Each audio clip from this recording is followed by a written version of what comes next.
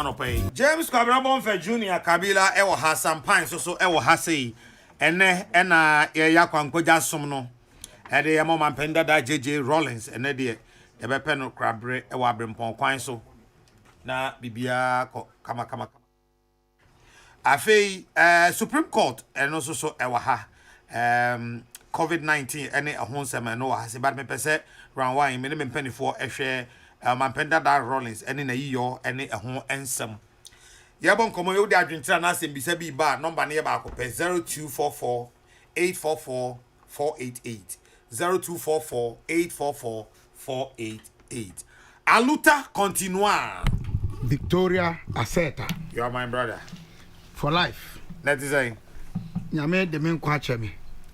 Yedanase. Na ne ai panelist a odi abetre dem han ma me campaign manager odi na ka hu. Ono so nka bi nize o sorry. Ko so de ye profo, me so me libi. Manager. Na manager we next election bi am fa no nko. So me lose too. Because on fire come major election bi win bi da. But other than that so area so dey ni management dey na define. So Yame hobi. Say Sampai. Nana ya. Maja kwa ba. Ya video na so e. Oh Erade adom me ho ye. Now adenna. Chelsea asem hia osa. Enye Chelsea asem ne hia me. Chelsea dem ne mo ye den me mfa mo ho. Nipa okay, yeah anya dia dia. See, Sampai. Ma obi anti ase se me meti hey. Me ye Manchester United ni. For life. I'm a Red Devil. Man you for life. Forever United. See, United is not just a football club. United is a religion. You understand? United is a religion. If you don't understand, ask them. They'll tell you. United. It's a religion. Man United. Oh, bisa my friend Man United. Sir. But Cardinal. Yes, Cardinal. Me man you know that me list is so number 3. First and foremost, Kintampo United. Nak Asante Kokrokoo. Ansa na man you about 3. Yem promote to Ghana then. Me first year Kokrokoo. Kintampo United na say ya tonso nti I Mr. Siba mo mesem mo nyama yem man so. Me first year Kokrokoo. And I'm second year Manchester.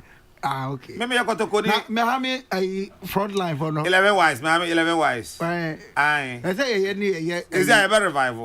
Say unim. Enu ti na na me yo. Say last time I see am. Was it 11 wise? 11 wise. Some got the money there. Fetenta. Last time honorable Isaac Esiama. Honorable Isaac Esiama. Said me chief accountant Emmanuel Tene ma me free nti oba me ha me. Oba na eja unua so say eja oba me krum. And I'm minister Kwaba na eja me church and joint ni ade na me ko kire me ha me park na. Oh your park kese pa da ho. Na park na say na me ka chenzi honorable. We the project na wo ye no. Nyame ya wadom na akọ wahema mu biomu a aya aka me ha me man senka house hafu wa me se wate ase kra man ba akọ wiem podada ana tsunami asi tie se me dwene ho kwa na ahwa bi chim benya o ene ehu yare ne wo anyway perform mama kwa ba ya me dio yo Kabila yeah Papa J ene na okezi Kabila min kasa ne ho nche bebre because ma keka bia sometimes na nkrofo akọ dane wano na de here but the medical can say mampani Dada Rollins na busua ni titru ne yire mia me maame na kwadu Ajima Rollins ene ne ma ye ma abusua no yakọ na me magana manyina yakọ kese pa na ma srese ye pene krabre krakra yi no in fact ma me fa na manyukuo mienu amanyukuo mienu a ono na oyi am so mo ankasa se oye wo mu sunsum ye NDC any NDP wo mu mienu nyina se ye ono ene wo mu sunsum a wo mo de ehya ase me ma sa amanyukuo ahodo yi yakọ other ones been one more defunct nti entimi mfa wo enka ho na mama Ghana man nyina so yakọ na masrese mampani Dada Rollins okọ na krachi no ye nyina ye bebo modern say ye befa adesua papa ene de ebema oman yi akonanim as free kwa wokono na me kese pa no ne say ye nyina ye be kai say owuo atwede eda ho ma ye nyina na se de trosem ka no eye Mose enyom aduokron metaka wa ha o se me yehunu ye nakan na ya nyaden nyansa akoma enti ye nyina ye mfamu adesua na ye mfamu na ya kese Ghana yabakosemu free bra ye won kwasum besi nne sinapa mitia na watene me ye nya amampani bia wadi abro emfie enkono infa okasa wo hwe emfie enkono kra me va ne se Ghana mampani a wodi kan obeye mampani ankasa pa na odi mfie nsia Sajifo yeah 1960 to 66 that's true before no a prime minister no it is no kra na emu one under colonial administration the other under an independent country na o kan nyina bomu from 1951 kra na wo dey count to 66 and say what kan abro so na 15 years Mampani Rollins any the longest served head of state of the Republic of Ghana nearly 20 years 2 decades now Osha Ghana say your population say all kind nipa do so pa between bay 15 to about 45 and I say even 50 see I said me mistake here all kind from bay 15 years to 50 years or more dear nipa na mamwo ye pa and I pa Mr. Rollins. So the largest population of our country today, nipa ye nimno ene na mamwo Mr. Jerry John Rollins. You can't take that away from him. And you want to be in Trogana abako semwa ube ye free ho.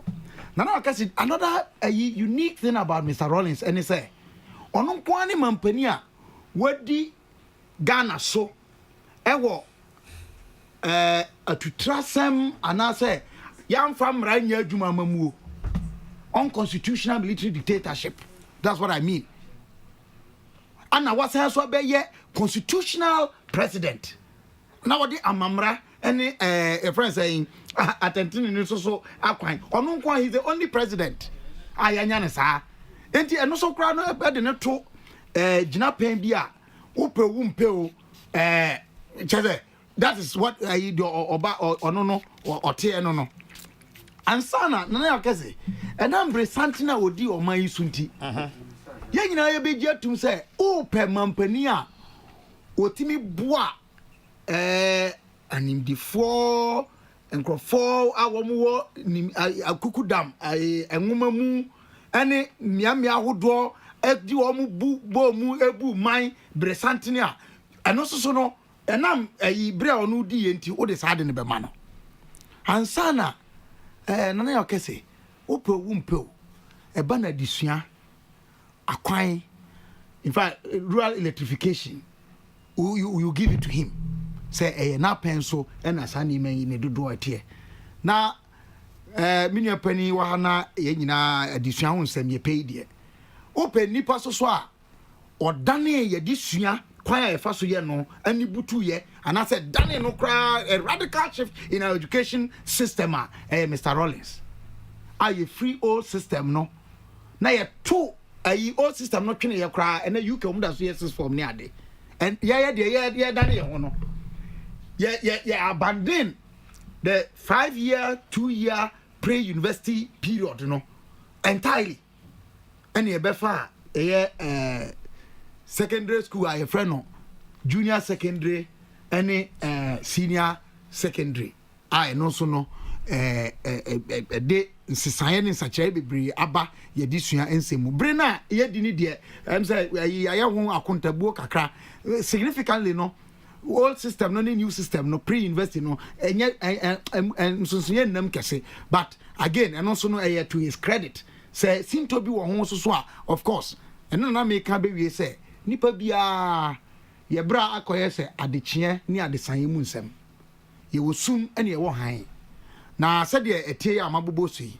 mesan so akai se ono na mampani a obetu na de so wo jana jajamu me ka the late former president Dr. Hilary Liman ano ye constitutionally elected share na ayakayaka ni anikani share no a friend saying just no ayakayaka ni anika de ana aniya empo edru bribi ne yire adwuma no oye ekwohye tie and die business of me ma me Hilary Liman aban anaso oman anko ne moa edu bra mampani dada Liman yare ye kro okoda kolebu ankrankran Dr. Edward Mama recently no ye ambassador plenipotentiary wonum any ankrankran binum any kutuaka na ya kese ene mampani dada Rollins yamano how many days state barrier 3 em say Sunday kan wa be 4 Dr. Hilary Liman was denied any such thing. Sad. Say you didn't be called Golukra, Quacosi, Fidia, and didn't know call. Echo says he teaching my cacra. And son, you didn't twas so acco. And no idea, and no son no mampanida Darolins, won't me and can I in your womb. But the air cry, a professor do one kaye. 31st December 1981 Kuna and Casano. And we are name here. It is an ayete amamu oswa se obi buma na se omuni ya na kwanda hwa yebet ma fa ayeden asesano 1979 1980 1981 em se nka afia be yebet disima na se 83 na nka yakwakoto ababiu enti dia ni aho prepre a yedi kotu ya mamra na etoso miensa no yakotu guye anka ne sa mamra no nka di 42 years. Your parliament, nka better entrenched. Your executive, any oversight as a parliament exercise, and nka obe two sadini gui. Now, Professor Kwamina, why can't send me on the book no more? For 11 years, a kwa womu sa yese wombaba kuketasia ni proyeno. Womu jemu nyamano, they abandoned it. And I have friends say deduce say it was because they were complicit. PNDC. Because their whole establishment was corrupt. Yentimin kaenye numu. And of course, nana okese. Yesi nipa chasem ya yepese e kan papa nko sa nya atwom no me kwara bon fede. Sorry, me ntimi nye. Ye kan papa na ye kan bon nsoso. Na ye gya no kwan yi no me ma dwinimu. The best tribute we can give to Mr. Rollins is to say never again to Sal legacy noa obe tu amamra egu yeno. Se mani sibium. No matter how bad a constitutionally elected government may be, we should prefer that to the best military dictatorship. Culture of silence, media, friends say monotism, and I say monotism. Say for years. And yeah, Rollins, I put me in your TV so GTV radio, and yeah, MPP for a case called court 1993. I'm a GB Supreme Court ruling say, as I say, a Makwai, I'm a radio station, but was it 96? I think it was anyway. Radio idea, that be a radio idea, and they say, I'm talking about, I think it was 96. MPP the case called say. State media should give equal access to all presidential aspirants. Yeah. No. Attorney General at the time, on the authority of the president, went to oppose it. And then no yama President yeah. Thank you. But in the name of the MPP that time. Enti sanya me nyina ene nyame adom criminal libel law President Kufuor papa ne chawa no pay obeyi free ho. Say you cannot criminalize speech. And also, say you responsible media conversations. Say, ubetuma kan wasem abra, onka enchano, ana onka enwu bi hu fi. Ka se de sitie. Nipa no ne wonya adwena se ofi se wagu ne hu fi so a, ono so onfa nko emranim. Eti yenkanfo ano, mampani dada Rollins. Wabeye bi. Oye di obetumi aye. O na de chie e na wo na de saye emunsem. Na me ankrankra metian no na okese. Me penfanto ho e wo mama yosemu a me mfa no nka ho. He's not my model or my example that I look up to in my politics. If we say, an example, no, me from no, me feel say, I do my nya since Abua Omai, and Ghana would have been better without that period, especially PNDC era. No, I want the be ebetwe Omai the echo actually saying said the city nanya me kwa madwene. In fact, the late Professor Albert Adubuahin, the lecture my for JB Dankwa Memorial Lecture 1987. One more publishing in the book. You have to need the Ghanaian Sphinx copy. Wa na okay say owu say Professor so na dwenkyerɛ ɛwɔ sadie ho ade a obono tie a onka ne kese me kan kitua bia ma wahunu sɛ em say page 37 what more the second coming of Mr. Rawlings. This is what Professor Adubuahin had to say. Was this second coming equally necessary and justifiable? Or see, though the reasons that Rawlings and his associates gave for staging the coup as well as his timing sound plausible, the 31st December coup was first and foremost unnecessary for three main reasons. Now, of course, I'll say, not only was the 31st December coup unnecessary, unjustifiable and premature, but it was to me an exceedingly unfortunate move. Ghana has been able to produce only three charismatic personalities: Kwame Nkrumah, Akwesi Afrifa, and thirdly, Flight Lieutenant Rawlings. And just as Nkrumah, Afrifa, and even Ernesto Benasco each formed a political movement or party to achieve his own political objectives, Mr. Rawlings could and should have done the same thing. One yes had the brow handy over, even though NDC4 Omo essay or no enema Omo T or Mamanyuku no. I think say if he had done this after handing over in 1979, 24th September, and Kamia dance here and in some car mikai, Ebian Kebeye, Nedudono, Ebeye, ne Papamu, since ni Dudo, Bonimu said, Missing Uno. Yen I am from Medicine, the near Mompire say, Nyame, Ebemaye or draw any Ubu Akuma. Na yede nidie ama ye mai any amamra yesai, be it good or bad. This is what we have all chosen to live by, the Constitution of the Republic of Ghana. Medase Kabila is talking of NPP versus GBC, which was in 1992 and reported in the law report of 93-94. Thank you. Nana Kwesi Asafo-Adjei. Thank you. Medase Nana Kwesi. Thank you, Nana Kwesi Asafo-Adjei. Yes, Nana Kabila was rather 1992. Thank you. Sambai. Nana. Papa. I chat you for. You know what? Umpire na. Yami didn't so a chain. You be an yanisa. You fasted that so much with the ampon. Nana. Kabila can't seem be or say. There be a be one a chair some doko woman any a carry. A yard the engineer chair moon or Bessie a becca. No dear or yet. Ya chum no aye nisa na ma me kai asembi teacher text na kotena krum na one ne yire kama na koko crutches kanu ho aya ji teacher text yire papa ewu ya methodist aso dem teacher text na ese ko kan tribute koko crutch na wu koko crutch no wi ohwe nanim di na ofa paper no awusuneti ose auna euna da kwan waina asana asora babe umbozi ni bi but when they just by the by was it there I would euna da no ya na asora babe umbozi ni bi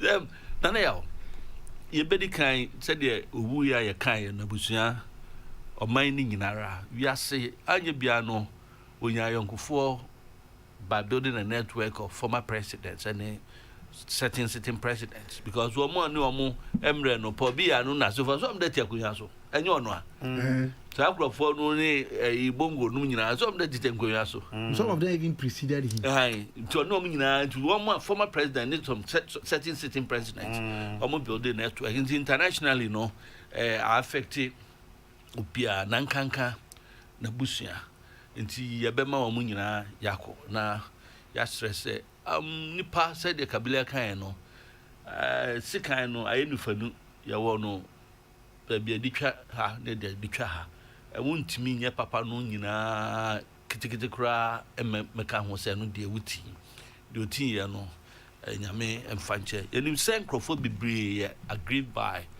some actions a ɔno ɛnam ne so na sogyafoɔ bi ne nkurɔfoɔ bi yɛdi de tia nkurɔfoɔ people are just not happy with it ebinom papa no mu wi wɔn maame nom sɛm no dɔɔso ba ne nyinara no megidi sɛ president Kufuor bɛdi adeɛ no yɛ adeɛ bi was so significant saa National Reconciliation Commission dwuma no a odi yɛ no na yɛ ɛkwan na bɛfa so ma ɛyawo ne nneɛma ɛkɔɔ so a na nkurɔfoɔ pii no ahu sɛ ammoa no na ɛbɛfiri ɛhɔ no na Romani na yɛ nyinaa yɛasɔ ɔba no mboa emsa yo ta say nanyam zase we were papa boki na koye ende emfa ho requiem mass ende emfa ho ni diwo mo Roma mo rage ho no mo yo ati enti nyame fa ne kra no ensiye na same na yawo kadna ensam no edoso se ka se kan ni na ye nwie ka nemum nkakra bi wɔ hɔ a yɛbɛfa firi mu sɛdeɛ ebinum aka ne kabila treaty sisi ano how many years as a military leader? But 11 years. Almost 11. And not saying 8 years as constitutional elected leader. An unopposed constitutional elected member, especially the first 4 years of being a democratic leader. No, now yet one-sided parliament. One man they call PNC about the same crowd. You know, party PNC the BAE. I'll tell you about party NCP no. One more night was a marriage of convenience. One year got two nyum krono and to me I look at that period crash say one party state. Until 11 plus 4, 15 years. Nana in the annals of every nation. So when you're a single individual, not a OD adia, ne fatasen kenya bibia sombu pa edi ekaino. Adia obaye obedi akonwa not so obeye pa eye de nkatashe indiscipline ene ye jejia etisen especially by indiscipline there be ameka say that period na wonhia say Haruna Idris gina nchen ha na ero say chairman say gina nchen no mo argue issues and san e dia yemra na ne covid aba nipa ewu yesi obi hye no mask a watimi asi no bo aka kire law enforcer say we need to mean say we don't sabe come satem na sa asem ni ho if we were unable to eliminate sa indiscipline na teacher text na asem ni bio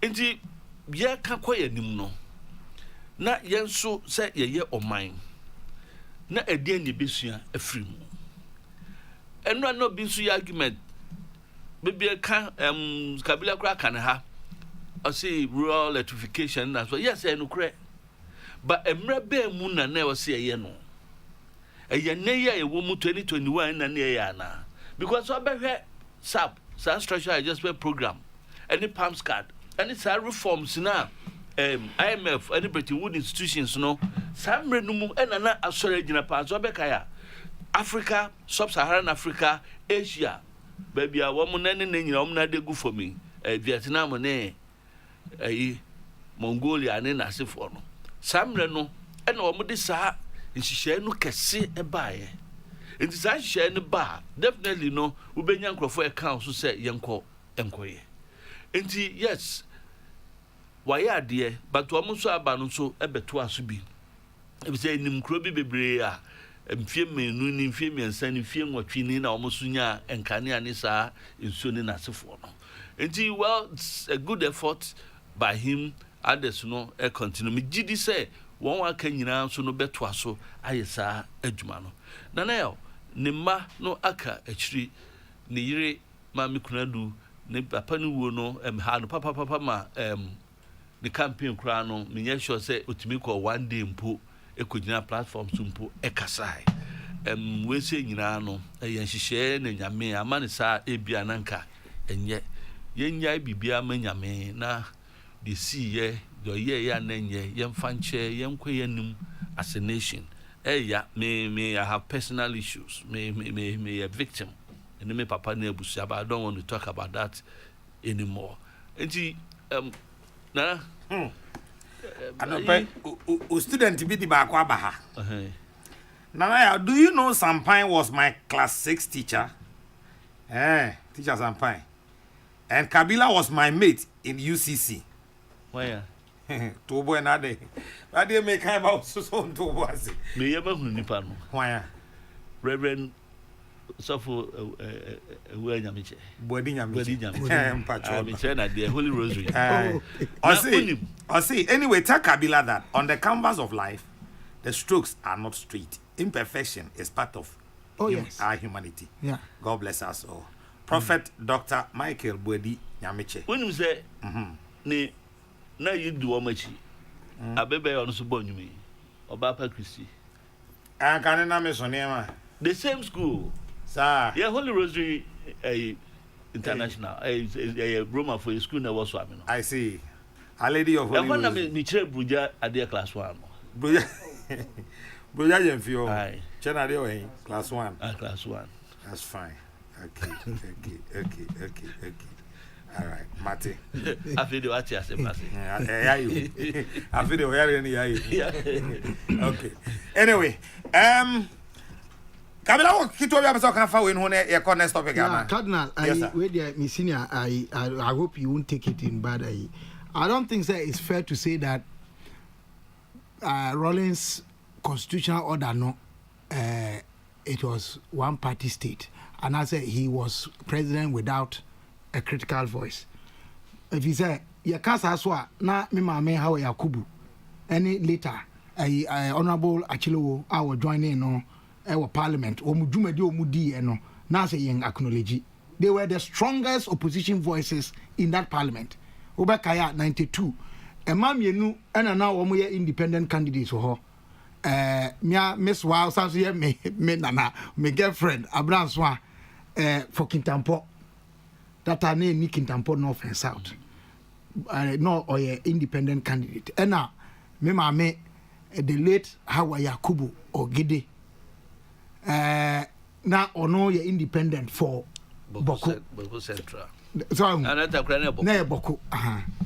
Enti, Sab Ubakaya, later by election be by Ewan Avrongo, and Honorable Achilo, joining no, I am not know on the ticket of PNC.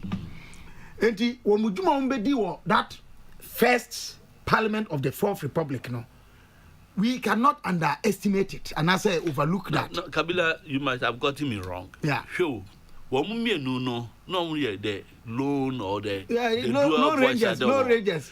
But majority of MPs no. Well, yes. MDC and NCP allocate party. And they were singing the same song. Yes. And the Pamian said, "But vote no crana now and against 100 and something." They had their say, yes, and they had their way. That is the only time I can say. Yeah, but I get to that one for specificity. Okay. And I think, sir, there were even some of the is it NCP or NDC elements binwa. They were critical. Because I say Professor Ajimambodo Akusa, his senior brother for Mampong. He was a very strong voice in that parliament. They didn't bow to everything that Mr. Rawlings brought. But then you eventually oh yes. Indeed, me say, but I Cardinal, by and large, you know, me feel say, you can't say, or mine, no, the Bishop Fimu. Now, say, or mine, ye pay, papa, or can't ya back or some one. Yen fat papa, or the bread, if he say, me if he say, papa, no, wo, adoma chedi bi a nyame de man, and run a mini penny be dinkomo. He had a certain power of influence over people within a short period. Yeah, some charisma. Or charisma. And not a charisma, no, but an appeal. So, obetumi aye bibi ana okasa ade atwe afoforo obia wo na doma chede anyame de ma no insese mema media mani abre wo nana ya okese wo de no me ne me bofo no nkasa na me musa me ho say what is my gift na ye nyina ye be hunu say gift no makachro me say wo gift no say nyame de na ye ka me na so be what is my gift because we don't say we be so for kakra etino ye nyina ye nhwehwe ne ye bofo no nkasa na ye be hunu say nsoma wodo bebre na wa Ghana say 30 million people are ye dodo ye 30 million ye won nsoma mako 30 million a obi ade be hyan amagana ye han kwa ye ne say be boa ye na toda na ye ma no koye sum kasa nko negativity na say de ye ko echi de me kafa papai fe wa fimu ene adisua ese fa fimu eno no Mate Kabila Medase William says people always think the Fourth Republic started in 1992. That is erroneous. The election was held in 1992, but the Republican Constitution came into force on the 7th of January 1993. William, and not do every Akoma. Yes, sir. I didn't tell you, me banisan. Usually, no, ya na for year of election. Any of the can sansem. And Constitution, no. Though yes, I tell you soon, no, 1993, no, 7 January, no. We voted to accept that Constitution in 1992. Constitution now has a Constitution of the Republic of Ghana 1992. 1992 any two, but me say me two be the Constitution 1992. Yeah, the slip of paper. The slip of paper. Don't they register to about this assembly election no. 8788. And no na e kofa nsem ba ya nsem gas on be bu ya butrofo bi wo macro school park no so no. Say ya nsem that boys ye near din na ye opposition. And ye ko bisa sa den tin am den naka na kosisi e classroom a ya tutumpuma mu a wo kwa na wo de ballot akoshem. Na ya fam da wo. Unhwa da ka mu. Anaka na esen ka titi ade na wo de ye you know omo e de ko menka ya da ka etu kwa uhuru hwi wom into the slip of paper no within the bibi na was so into anybody at all could have gone to vote with that slip of paper. Yeah. That was December 92 and November because they to presidential when you April when no main election no.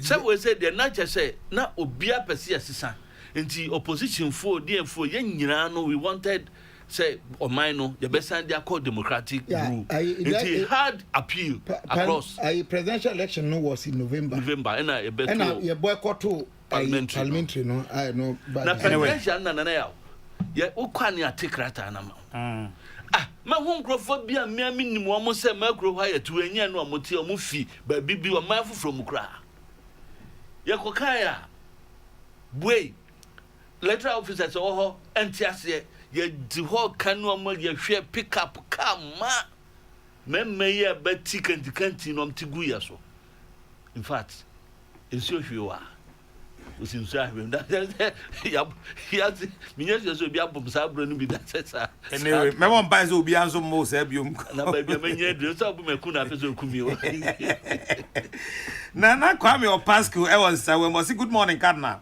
My condolences to the family of JJ Rawlings. Oh Lord, give them strength in these difficult times. Rest well, Papa J. You have paid your due for Mother Ghana. Fare thee well. Okay. Kwame Opasco no do we say bye. William comes back to say, when was the first president of the Fourth Republic, including Parliament, inaugurated? The referendum was held on the 28th of April, 1992. There was no Parliament in 1992. William, as so dear, I don't know. Cardinal, irrespective. Okay, all right. Maybe why Nicholas Kumasi, good morning, Cardinal. Please tell President Akufo-Addo to maintain electricity boss for us in the person of Mr. Kwame Agyemang-Budu. In fact, in his time, we never experienced any doomso. Abilele, North Suntreso, and also doing thereby. Good morning, Nana Okese. Former President Rawlings did something outstanding, and every important and very, very important in our history. Family inheritance by introducing PNDC Law 111, which clearly gave a lifeline to widowers, and their children. I doff my heart out to him on that. May his soul rest in peace. Abraham Kwame Bedi. Mpamcho mo tra mususu nkika mbom why na moja space no pepepe na afi why ni tietia so na yetumi akan sene ese efata Akiola Ojamase. Okay, all right. Akiola, we are not talking about the guys you've sent here this morning. Rainbow Kaswa, may the soul of Papa J rest in perfect peace. Let's all observe COVID-19 protocols and stay safe. Regards to Honorable Mavis Hawa Kumsen. Nanaya, tell Kabila and Sampine that their former tutor, and Brong Ahafo Regional Minister Designate, Honorable George Yawachi, is listening to them. Say, ciao. You.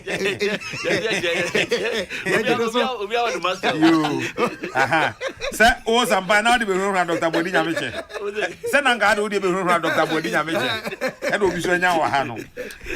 Very proud and Foxy, Director of Communications, MPP, is now for South Kukum. Okay. Some we are say, Ubia will be boss. Ubia the master. Farouk Intema says, politics of deceit and deception breeds continuous propaganda stance. And even when your own CI-99 tells you to sit up and face reality, you still deny the fact. The Supreme Court has been overly magnanimous to the theatrics of the ex-president's lawyers. Too much for my liking. COVID-19 is real. Stay safe. Farouk Edwefite Manobai. And Kama Foster Chimayirebi. I'll have to skip this one. Martin Edwiso Domia Bra. Good work done.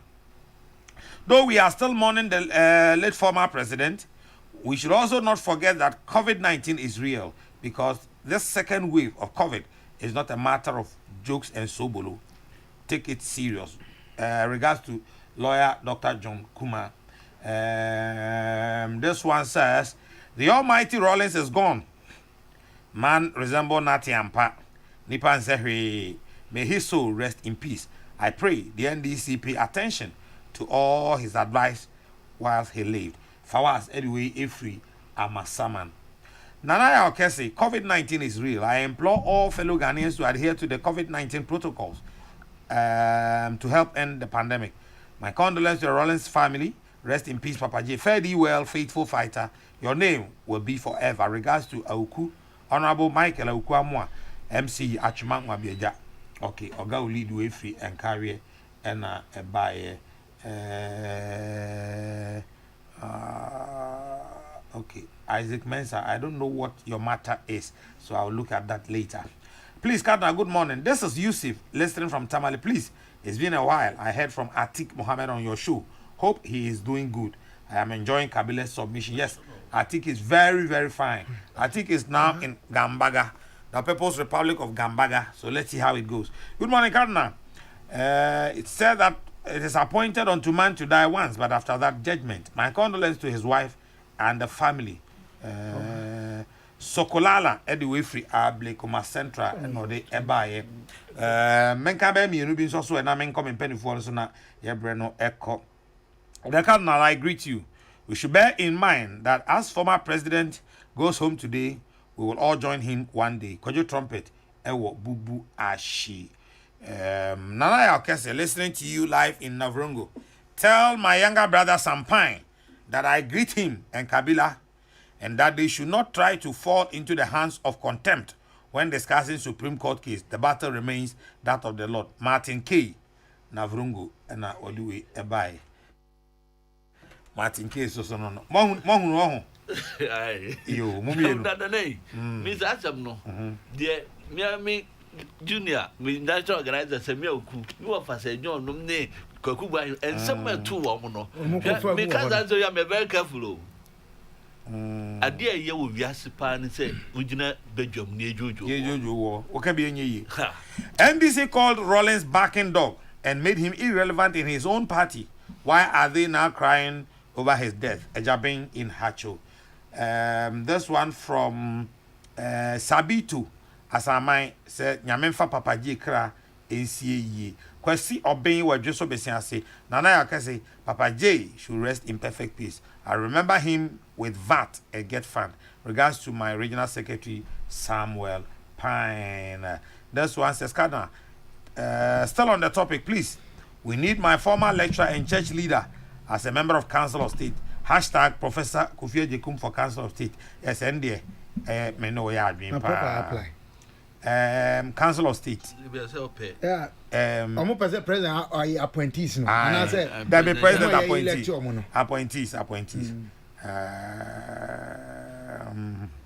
Prof Kwanoka Peace Council. Peace Council some time ago. Anyway, Kabila, other issues on the table this morning, no. COVID-19 and a Supreme Court case no so e wo ha sei me pese me tie be bia wo be fa e na no pe. Yeah, don't worry, it'll come. Cardinal. Yeah.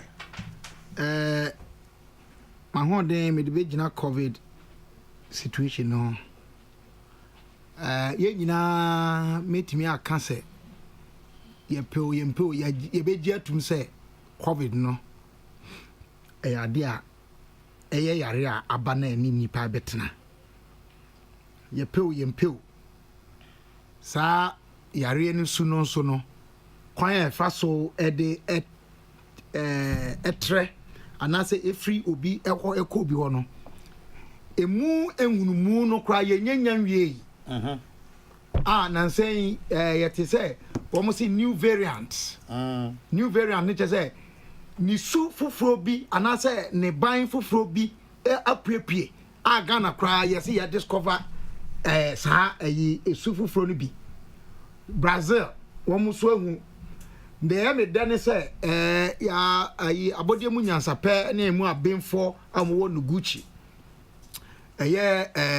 Professor Ampofonom omu edumadie omu di ye ka ho bi enema omu se ade a friend say sequencing chese ye chiche mu ema yetimi ye nipa dodo ho test o wiase afana nyina no Ghana di animu na ye hu sa de no enti COVID no yare aba ene amansan edi nyade enso no de nema bi so aba ye betumi asua bibia free mu te say before anase Ghana for ye wo nimdie ene nyansa bi mu a ye betumi ade aye nema amana ye yie de to subio ama ehunu say yetimi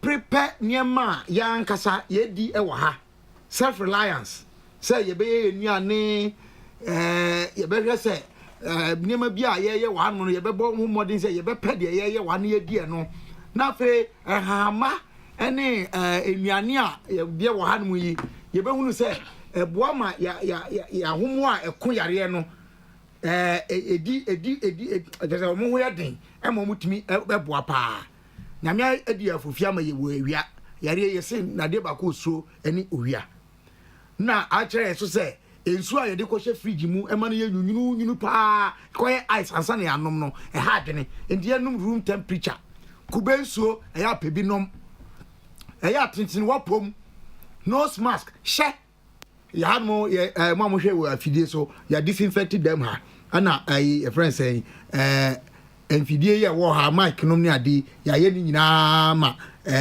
bibia no oya na apemukọ enti na ye hye no enti monti asesa me de da ha ana kadna me de ahye na ye yi ne ekọ ha kama enya ahogono so but ade a aba ne saa enti yesese ye bɔ modern sɛ ye de be ye adwuma na de yesese ye bɔ modern ye pa ne ahoninie kadna ta adware hohoro wonsa susu ben nipa wuti kadna ta adware onya ono na me ka che no me body din na me dey emphasis senior kiki dear me throw now nim sampan on set na maturi break no ade we a we ka ta adware grofo jo no so we ba je say ye nta adware enkankan me ma na nwumre adware no ye nware wa kɔ adwuma mu aba me say me duru fie na say me wan kwa na nkora no dimirike ba me say wontwan na omo mpesa mbetwan but esa wutumi doje omo ekoko dware ansa na only wo mabedi nkita ho anasa be mo be kasa mo aye sa nyama ni na important na face so say the madi nka aka no yan yusu hahama eboa ye nintri say na no me call kintampo na minua pani no asante o na wakinkan ibi na hu ye kube na chi no husk no wo de fra nintri no na me wo no prekese na me man ginger na me man suwisa kakra aba that's why I'm quite we oh see that na ya kama na eya me obi kra wo me mu me bono kakra kra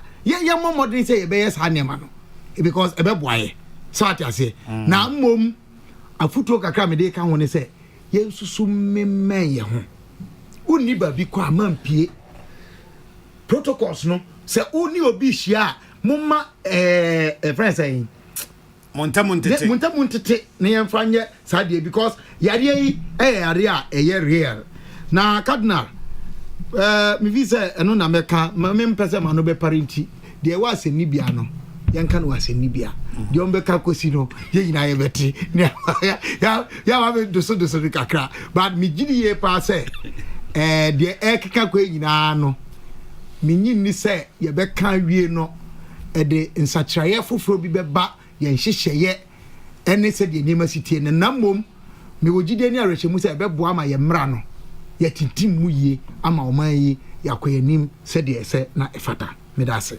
Okay, precision. Once you hear precision, I'm sure you should know where it is coming from. Bombay. Senior Bombay. And me beside say now oh man I so we try so kakra. So mo share that me cha minister so honorable Kamna Dankan. That's right. The MPP versus and oh they try me back and I headmaster chairman general. Was it Micharo? Now only Maria will hear me. Now I'm friend like heading come and your boss. Said this week the Obaba. As I was say, and I'm so besides said this week I say I'm a line break. Now you come on also you yeah I said the line break. No offer. German one na. Omo friend wo fie. Say na ma me ewu no ka se bi omo besriska. The friend offer o say hello to offer so come no say hey how dey your bro just don't ask them o so ma me ewu so say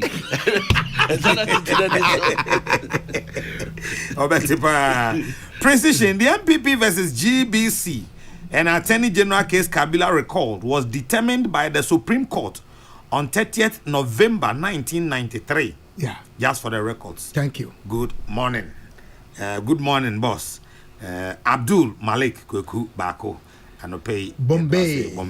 Nana yawe. And you more Emma radio. Everyone kwesha umbe zo there. And he quotes something from the Opa show up. Maybe. And he says this is from the Ghana Law Report. Okay, so for confirmation, thank you, Bombay. Grateful as always. Dr. Hammond UEW says still Cardinal. I still say that. Still hashtag Professor Kufieje Kum for member of Council of State. And the debate be anyhow. I say we can 100 times. Yeah, there will be no budget in here. Okay, Big Brother greets young brothers. Prince, former MC Techima. The Big Brother and the small brother is he. Please say hi to Dr. Srebo Kweku of Electoral Commission and wish Rudanyako of Okanshi a belated happy 50th birthday for me. A friend want to wish you both the best of luck. And then I offer Sebako, Father Dixon Usu and son in the birthday. Father Dixon Usu and Sako School of Falset Foundation School. Falset Foundation School. Tivara, happy birthday. Omame Nana Abdentry and Ebusianka Irina CMO. Happy birthday. This one says, I don't think we need rocket scientists to divulge to us that the NDC's petition before the Apex Court is Jomo, Pokwase Festus, lead me not into temptation. The Holy Book of Ecclesiastes teaches that to everything there is a season, a time for every purpose under heaven, a time to be born and a time to die. One thing I find intriguing about Rawlings was the bravado with which he, at a public tribunal, owned up, took personal responsibility, and purged his colleagues, young soldiers, at the time of the abortive coup of 15th May 1979. For me, that was a masterstroke of a leader. As for his claims to probity, accountability, and social justice, it is a slippery road, and I would not want to go that day, said Obama in Boku Ase. Nana one in Kaswa says, in fact, until I saw J.J. Rollins lying in state, I never believed he was dead. As my mentor, Kwame Sefa, always say, you are here today, you are gone tomorrow. So make love and not war. Rest well, Papa J. And says, regards to Honorable Mavis Howard Kumsin, Nana one, Edway Ifri Kaswa, and Ode Baye. Zambai, COVID Supreme Court. But many can call COVID, Nihampa. Saying you are Supreme Court, you know, we didn't Kugu, we are, Yabia, and country, no fun history. Nana 3,813 active cases. Scary. Yeah. Very, very scary. Daily average infections of about 600 plus. Very, very scary. Me and for conspiracy theories, no, me person me can be me ko. But me person me hear the reality. Their work form. Now, last week Wednesday, me share trotro be a dune 20. Ne biya ma. Na it will average of 2 persons at a bomb mask. Trotro a dune. Se biya fa nipa du mienu a. E biya no nipa du no more mask. Nti nipa du no times 20 no saying 200. And no ye so am run about am ko gina ye hwe ade. Manko adum, manko tanoso, manko la pass, manko tefle. Nti sam ye we say nyinara. Ye jatu ho. Mu TV bi eko srem wa, to be precise. Apart from reporter no, any abrantie baako a no share mask no. Na Central Business District wonum no, anipa abua faso no, na obi anhye mask. Na comments bi a wo pass here no, I don't want to repeat those comments. I will read the issue. If you say eyabufusem, ekwa nso koka emakwa se nipa enkwa ehia no. Nana yo. Se wo minka wona na yo made abuba mi akabila ka abeka se miyeni. Cows trapped by their holes, men by their words. Thank you. See now continue. Say obi see onye de fata protocols no COVID protocols no oni so na osusu se oni de mfa no ho a na ya enya no na me na nka hia me o se ye ena ye yare bi a wonkwa na bekan ena wonkwa bewu a enka enha me. But this is the situation a wodi kɔ ede akɔka nkrɔfofoforo na ebi mitrinya ebeba beka me ana me dɔfo bi hwɛ akukudam bebre afiri mu over the past 2 weeks. Yeah. Won wa anya akukudam no ye ne dɔɔso ye nim yen ebi kra de ankowie hospital na wode mu mfidie ne mu camera si ko monten oba bi ka asɛm bi eno another woman so repeat I must see enkoto aba wi a nana ya sa asɛm no obi ka bi na wo ben no a anhwɛ a wo befu ma wo hu don kan kyerɛ no asɛm a yɛka no wiase bia no especially say yare asɛm a it should be backed by science. According to wonim die e wo virus no mu no wo mo si yare ne ba wo mu a ankyere kura no nanum ekonadu dumienu na otwemienu de no ahu symptoms no ene bibia meboa ye to abane da ben December 7th December ye campaigns da ben before 7 December. Yeah. Strain we are a break it out no. It's about 2-3 weeks meboa. Yeah. Into year 2 about 7th December. Near year campaign November, October. Now that time no, after 2 weeks after no, near record zeros our hospitals no. Who tells me say election over and you have people speaking on that to blame us, to blame politics. Then you go to some media houses. The media may be a woman opportunity. Thousands of people. I bet you they also tend to blame the politician for that. I didn't hear you as a nation. In two feet, I made some a politician. Say, me per se, yare everybody will come for. Ah, Nana, you're too aba. Opia kwa ye hu protocols a letter kwa mami cha yura ribo kwa kunum nyina ade wu kwa chia wo minkrofo beka se minko ni peps mini na neti kuma se ni ke kos mini kuma se nti madam for dada nti media mi cha doctor mi cha do mbeka bi omka na yabre wo mo hwe wo mo eye nhihye a obia okoto aba minkai se a week or 2 after election obi eko hospital eko test positive for COVID because of say okoto aba. It never happened, Kabila Meboa. Yeah. You know, you no. That same 7th, no. The 8th and 9th, one make a boy to collection center, no, be from her. David. Collection center, a young party for your agents. And yet, in the Pamuni be alcohol. Now, so because radio say, ye we are me or ye we are me, Momo Chimra, Namu the trim in your hundreds, Namukwa. Now, what's a baby? No, I can't blame me. Na enkrofo ka se eye esikafo yare Kabila we esikafo no de ye beti wo mo nka ho na menu mienu a yenim yen no ye ka sam no a yem hwan hihye no na na e ba first time do na binum ye asobrache no dodo no edimra no so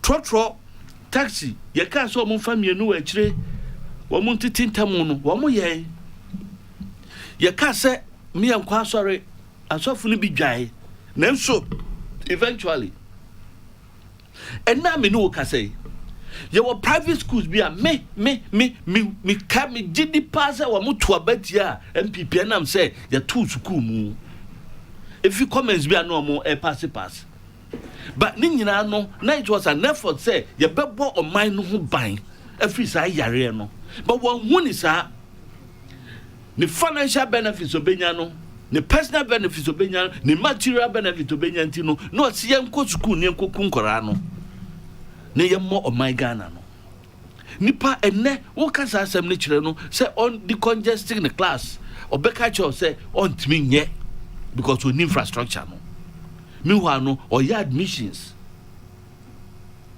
we nyinara nti wo a wo tenchen no na yaw em kan kire me say politician hwe mo nananu wo mo bebi mo se de wo kwase adwudwan me boa adenti na kasa ye kasa wo kwase adwudwan ya petrol na hwe agu ya eja ehye wo si wonim se wo kwa wo behye ba wo de gallon kwa kosa e de akogu motom na akọ na explode na ehyewa se wo kwase na adwudwan wo wu nkwase awuo wo bodies no so be wi nkwase ansa yo nkwase yama pa na akọ amochi so atwa ma nti se obi ekase me de menye sei mitusu se asoma sinti na mo menye sei ya wan kasa na wotibua no ekasen ene kirewo would I let even assume say the failure of the politician and now it is at the instance of the politician and amaba wo no a wo kan no wo de obo ho banya mfaso ni so ana se benyansa ni mu ana so obebo ho ban nti won se je ehye obaye no won se me makotre meja na etotome nti usu beba betremu bi eto da bia nyema nyinara ye de ya manyosem e de ya kasa bi ene nasefo emfata emwa oman no and people say don't even believe that some no ho me the many opportunity ehum obi a nyame ai na dum ne ho ato no na eno da mamade no amhumi mu no na friend ventilator no na owie yempu no ekira asem no na otiatie no na metie Dr. Deputy General Secretary why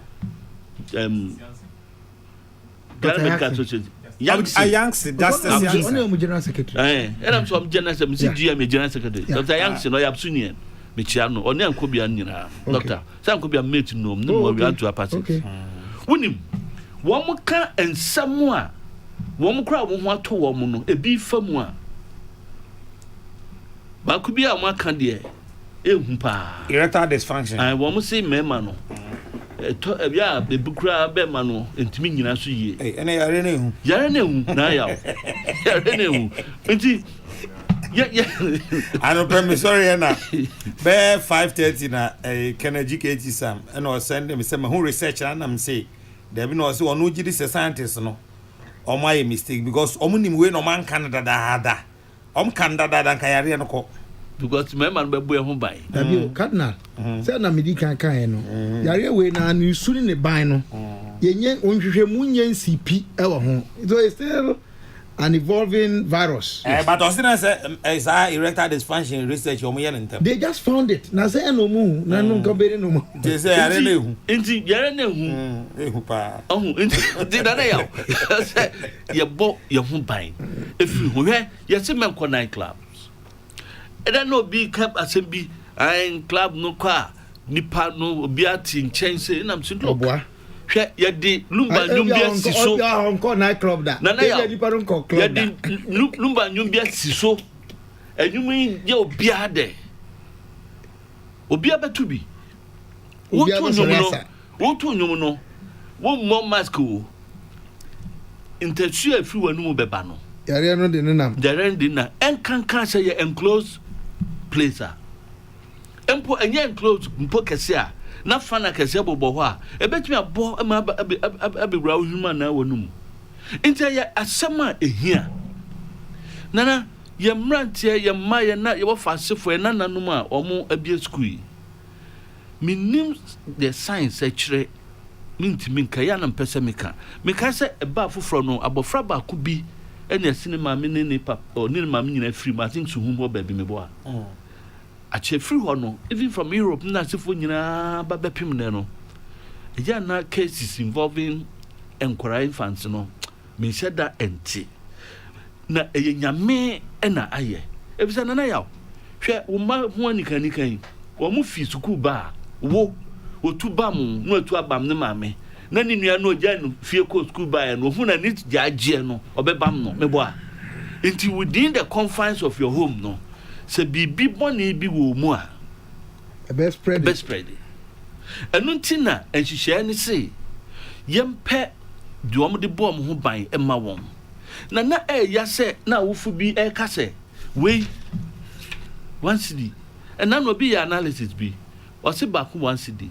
o se the whole year no we talk back on use 365 cities say leap year 366 mobile cities o se okoye covid test back one a range between 350 to 450 cities mobile enti test no kra no bo no a dose chain mask no yeah enura wo be no nka ho erectile dysfunction na benya no nka ho e wona ma yare na ehu no exclusion and as isolation na wo be ko effect enti wonka sa ebuo ni nyina momu no na wo keka ko impimanim enti aden na obeka so aban fa ma ntamunti me jai akora no sa ebi onu de onya bi ba onwu hwenya no ba odi bebe kan wo pani ne enti abesre enya ba akufo na enya ntokwa no enya ba akufo asem eyeye nyinara oman no abamu mpanimfo health authorities yen individuals oman mano titro na asem ye asem enti esi ekwa yi ase a me akeka moso esi ekwa sorry a you know the protocols no me footro ana taxi na me hu se wo mobia e da no last week me fa uber bi nana me fa no ommo ayi e na me trenchre e na me bo na me sa se ne mask away e na oyiye na ye se ommo ni fi aso ya de pepa nkonya ho and then besides is this what you use and I say mahu number me reporter ma Uber for because one kasa no if you no kekempo no say when nya covid kura no a wo be yare either so or the same kwa and now no mo camera ya UTV mo capture microphone mo the camera need to so about nose mask na mate no edidi mo cameraman atem on fam free wo mo so nko obetwa kwaye den wo mo mask wo pay mu la pass abekan la pass wo pay tuntesu egu nkrofo so nkrofo be foka no ye the camera to so wudi atem intina na ya sansem we se nyinara ye nyinara se oman ya ntua na mon ni anye antum se babia yare na duro no aye hu anana ya emwaye one bit ya besre enanu de ba ye ya huru yensa edin sutren mika sutren na minka se brimu ana minka densu ana tano ana kobeda ana so aboabo meka ensu a papa anu ina adiem se wodi nsu agu ayi besi mu na huru nsa wonda bi wodi se obi kura na kapa no ehwe mu nsa so na fa hohoro ni semina kama opepa ne kama or you use sanitizer obi say yes sorry we emphasizing on say use sanitizer and bomb mask yare no ye ka ho asem no na ya yenya na duro na ohu vaccine aba no enye ye fa say yare no wo wanya bi no ye ngo obi bi say nye yare na duro enye malaria ni ama ku atem se konom na beko eye preventive ISSB polio so when you polio ni wia polio duro no we one microphone no ye nwo obi because when you yare no awie but wunya bi ne wo obi dia ene wunya bi eno enti yare no aduro bia ni ho a eye specific say wo kotoko den we a edi be manipa nyina na be ma obi ade akọ enti the best is to prevent it enti preventive measure no ebi ni say wo de wo nose mask yi ebebo so wo nipam ba bia wo bebo de ya ka kire yen ye ba wuru yesa into wo ma eye sa adwuma ekeka sansem no wo mu de edada mo wo no ma bonti obi be ka kire sansem say I am more mask or more dada ne mu ahye ene ho keka ho no opewuwuo so benya wuwuo na ba ko ahia pa yewura kojo ponkroma kan na no say ya hwe yi a nana ya aban betimi a lock you down lockdown no implications no do so hwe obi do say o lock down a holiday for him or better fee yes the financial implication e wo on mine so one kasa no e call lockdown hwe enano a ye call lockdown so wo adwuma o my Ghana ye enuane a ye supply by this time the munja is hard be jai bia ni anye bia minka se be jai because men kra no nsem bia nkrofo kan once I was a key component bia ye me ko bi pa me ko chiche ba bi me se ko ba bi me aka ebu akwa that is you me abu akwa bia wa ebu akwa here atuma nwa beja south na mami pani ya ma sadin ya ma mo ko sia ne ma nwa Mrs. Branch be the cancer, but Muncha then Nimunyansa, excuse my language, I some kind of report. Muncha then Nimunyansa, Sanya Casem. What he had into a banner business Sunday. Or said, Namana demand, or Musia and the man first cared be to be the account. Almost kind of bedding. Omnibe to be the account. Now, Shazania Nino, Nibbo. Nanaya, Mufi say your boy, your home buying. Ena enko do that stage say sika no ye invest was anuane mu no enka ya kwan ye ku hu ntokwa bia say makwan tutu no road no vote no wo fi say nka de fix enye ye ye actions bi ene ye ankasa ye inactions bi a create challenge ni mayen a ye wia we turn around to blame government enti e besre ma enko duru ho ma lockdown bia enko ba o me miti hoi ade a me mpa ni fa akontra nanu e de loku ye dan hu papa im pa sem minya ba bia nkonko ye de me kwa akoye eno so nkire se wuni hwe ye nso a ko piepie ekone nam wo ko ba bia be kono na ya should be on purpose ade a wo kwa akoye no wo kwa hwɛ sɛ wate ho afi nkrofo yɛn ka sɛ no bi nya aka de but hwɛ sɛ wate ho covid no ehu ama ye bibia asesa enna wo mo ye rollins ayi enka no a enka ko president ni sada na kuna dun sayam kan sada kamati sayam no mo di nkomo obisa se teten enna wo bo trim ko se de China for kung fu no ana your friend say na otunsa you know mom talk on karate no taekwondo no o kwa ko trim ko say it's not part of the culture when nyina asesa abanisa ye betimi ma afiri ho a na ye nyinara ana mo pa ye betu sense hye ya mpanifo de agu ho amaya ye bedi so na yaw na menwie Supreme Court no me say ye besre wo mo do mo asem call ye wo na so do wasema call sa mata ho ne dribble no ene dia ye so mo ye ahye Supreme Court mpanifo no abufuo no wo mo nyai ya wo hwe na ni case a akura sema kamenwe wo betumi aba be ka che say me kura ni case no mi anam de call ye ma yi ma ade na se wo de sa kwakwa na se 30 no a ayi akwa bi e krum edutum o say America ye tuagya no na ye ho practice America nkrofo tuagya no mo ye ho practice no wo mbeje o munyan na emfa asempa bi amre yen Sampan me da se anope Kabila Kadna Mapon me da se eso me da se papa pasa ti Sampan anope me da se Kabila so na ayi me na ba kuma sini bi acha de na ko so kuma ayi ma me Patricia Piaje ni ma me ayi no sa ami me da ne ayi o ne na minnim ene Brian me kwa kwasere kwa am tunti ma so me kwa fansa ne ma me kwa me je me kwasere kwa madam Hansa eno na si the person ojepo me sa fe no wase me yi eyi no so wo se no na nka sa wo si ni yi wan si ni yi but me kwa ka che madam o dem de snap beba me kwa ka che madam say ase yi na ma ti ri obeka answer o ma kai odi so for that as my wife is two wo fi ra na ko tu bi na ba my wife is two e dis akwaje answer but na nyansa no so eni nyina se ni nyina ka ho mo pretty joint account enye joint account sem but say me ntimi ko bon san wa bra oni but so the mami akofia no a wa da be dwene ho do okra e be bo na se dwene ho na me advertise me mo wo hai ye wo sanitizer si table no so mo I say me ye ti COVID is real. What's the question? I think Mambia no namenko.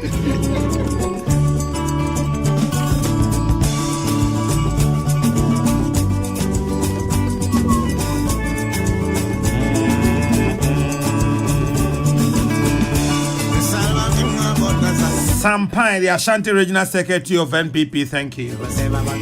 James Kwabena Bonfe Jr. Kabila. Former Acting General Secretary of the CPP. Former Youth Organizer. Bibre Kaho Kabila no pay me da sisa so bae.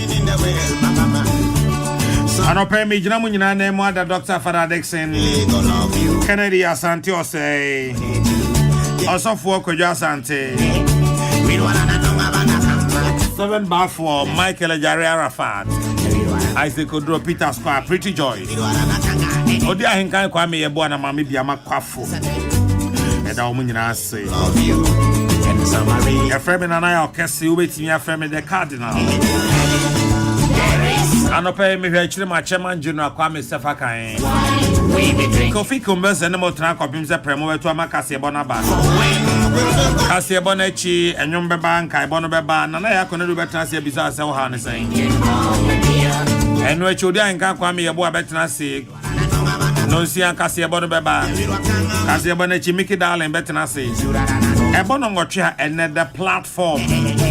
The platform. Ewa ha. The Radiasum Jeja Munina, Radenka Home Babia, wow, Timin Kabia. Ebio Mamesa, Mammy offer say, Father Dixon Usu and son. Father Dixon Usu and son, Yamal happy birthday.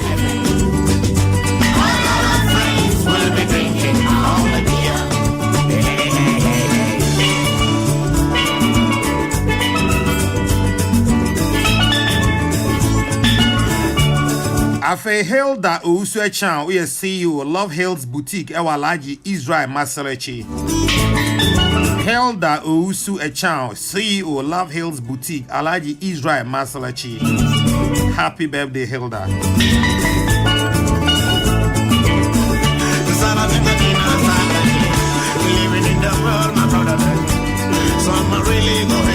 And to you, Melissa Nana Ya Jemfuya of Ashasi University.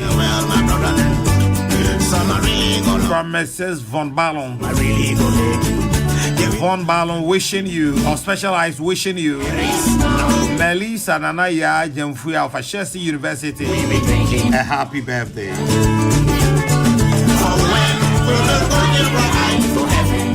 Anope say uni mora no a your friend Ishmael.